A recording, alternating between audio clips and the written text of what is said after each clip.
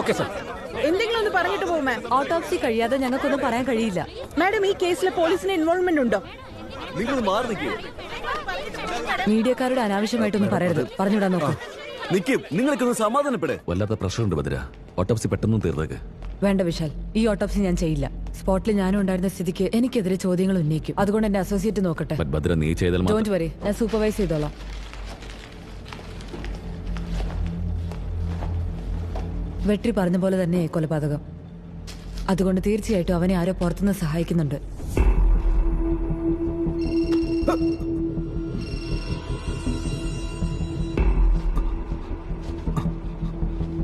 ഇത് വെച്ചോ.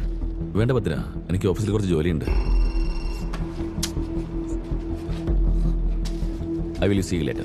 Okay, fine.